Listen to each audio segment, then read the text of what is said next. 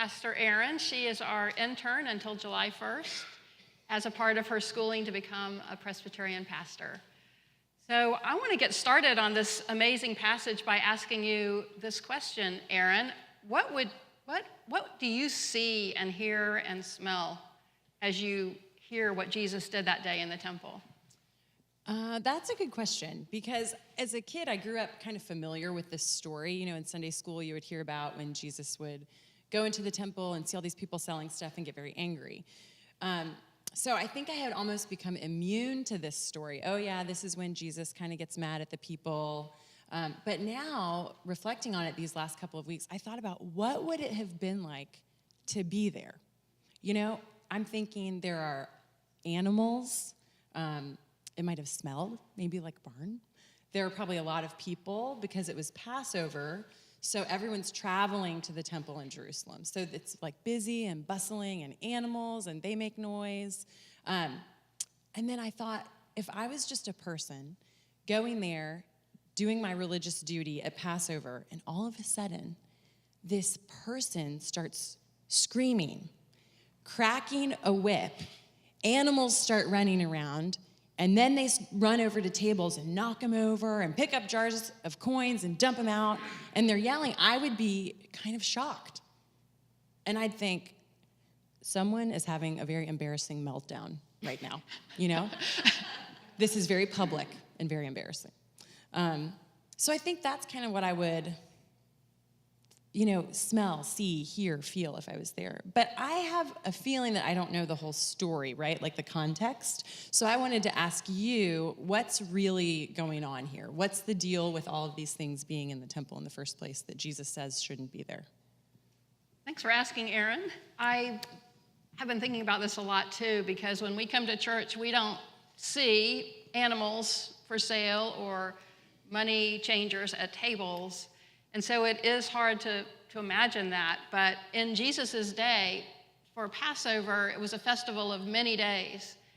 And people would come from far and near. In fact, it was the duty of a Jewish male person to come to several festivals during the year. And so there would have been maybe 100, 200, 300,000 people in Jerusalem. And when you got there, you would go to the temple, where the most holy place, and you would bring your animal. If you were poor, maybe a dove. If you were richer, maybe something bigger for sacrifice. And so it would be hard to bring such an animal from 90 miles away or 100 miles away or 20 miles away. So it was there for their convenience to buy an animal, to buy a large or small animal, depending on how much money you had, to take it inside where it would be put on the altar and sacrificed, and the sweet aroma coming up from the altar to God. And this was people's joy to sacrifice to God. This was still a time when that was common. And so the animal sellers were there so that people could give their sacrifices. The money changers, so that when you got there with your Roman coin with Caesar's picture on it, that can't be taken very far into the temple, if at all, because it's like an idol, like the Ten Commandments, a graven image. And therefore, they had to change them like you would at the airport if you're going to France or Costa Rica, and you brought your money and got temple money to pay the temple tax offering or to buy your animals. So when we think about Jesus throwing these things over, it's even more alarming when we think of how this was not only permitted and allowed, but rationalized as a really good thing, as a helpful thing for people to be able to worship God. And so it really puts it in a different picture, but then why is Jesus throwing it over? So I'm going to ask you, how does this fit with your view of Jesus from the Bible, from a little girl and growing up to now? Well, I guess on the one hand, it fits because, like I said, I kind of grew up hearing this story. So I always thought of Jesus as someone who did that in the temple, at some point. So I was comfortable with, yeah, that's a part of Jesus. But now that I realized that really I could even see having the animals and the money changers and all of that provided for the people almost seems like the leaders in the temple were trying to help the people out. So it makes me wonder, why did Jesus do that? Or sometimes we think of Jesus as so peaceful that he's come to bring peace and connect people to one another and connect people to God. It seems like yelling and screaming and taking the time to, like, John says that Jesus made a whip of cords.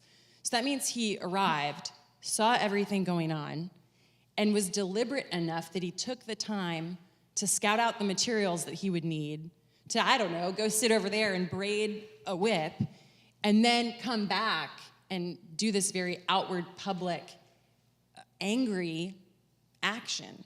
So I guess in the past, I kind of thought maybe this seemed like a more impulsive kind of human thing. Like he saw it, got really mad, and said, "Get out of here. You're desecrating my Father's house." But now I'm kind of going, this seems more deliberate. And again, I had always kind of thought that outburst of anger was maybe like the human side of Jesus, right? Because Jesus is both fully human and fully God. So I think in the Bible we see the glimpses and evidence of both of his natures, right? So now, though, I'm wondering if maybe this display in the temple is more that divine part of Jesus, especially when we read the Ten Commandments, because in the Old Testament, we see a God that is quite concerned for his holiness and glory, and the temple is established as his house, a place for his glory. So maybe it was more the divine part of Jesus that reacted to the temple being turned into a marketplace. But I had a question for you, kind of that idea of glory. How do you see God's glory evidenced in this story? That was a question I had because we're in this theme in our sermon series about glory to God. So that wasn't an easy leap for me to make mentally. So I'd like to get your thoughts on that. Well, at first, I think really up until we talked about this, both on Wednesday night and you and I talking about it, for a long time I agree, it seemed like this was just a random, out-of-character act of Jesus, that it was showing his humanness, that he just got mad, he just got angry and pissed off.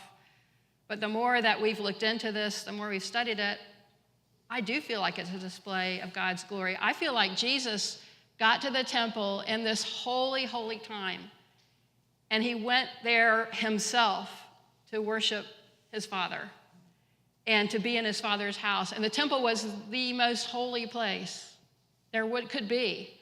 And as he arrived and got up there, if you've ever been to a flea market, or if you've ever been to the Jacksonville Fair or something like that, he's really walking up to something that looks more like that.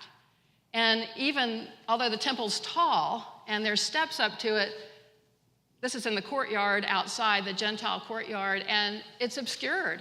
He's coming up to smell and see and be in this holy place, and he sees what's happened. And I know he understands, but I just think Jesus was, have you ever been just like completely sad about something that's obscured, that's so beautiful? And he just can't stand it. And so he glorifies God himself by making a scene, by saying, you guys, this is not what this was for. This is not the glory of God. You can't even see the glory of God past all these people you have to walk by, and the animals bleeding and the bleating and the money sounds and the people talking. So I think it was all about God's glory that was being obscured. And then I started thinking, why doesn't God do something now, like turning over some tables or making a whip or just stopping some of the things that are obscuring God's glory on earth? Why doesn't God do something now? And that made me start to take the next step, that God gets people to do something, that God gets people to glorify God. And that led me to think of when we talked about Passover and it celebrated God's redemption from slavery and crossing the Red Sea, got me to thinking about Harriet Tubman. And I know that may be a stretch, but how she glorified God, how she did something in her life. And y'all may remember that she was born a slave, and back about around 1820 in Maryland. And Harriet Tubman was read Bible stories by her mother from a very early age, although she never learned to read or write. And she became such a strong believer in God.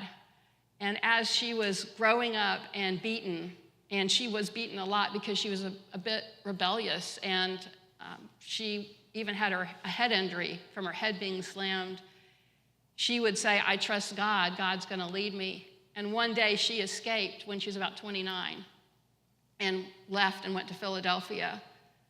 But one of the ways she glorified God was she came back something like 11 times.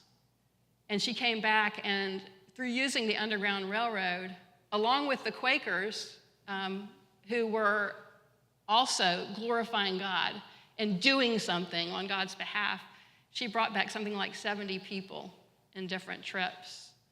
And so maybe it helps a little bit to think of Jesus glorifying God, saying, this is wrong, we've got to do something.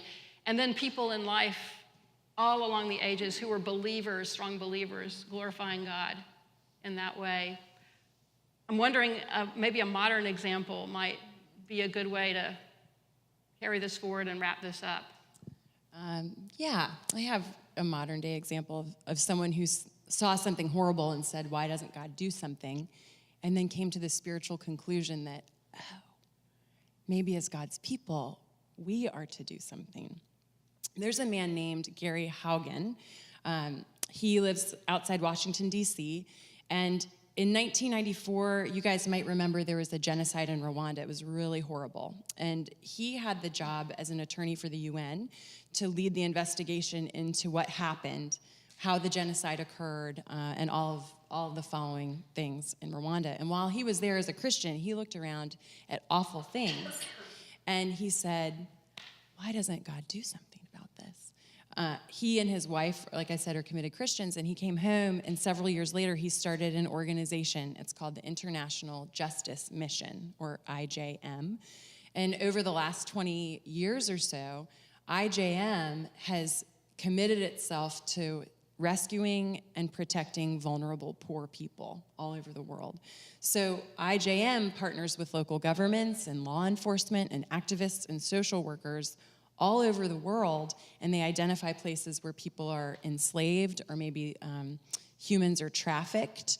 They identify people where there's been police brutality or their land has been stolen, and they work to, as Christians, to be God's hands and feet and rescue people, rehabilitate them. And in that time, IJM has rescued over 40,000 people.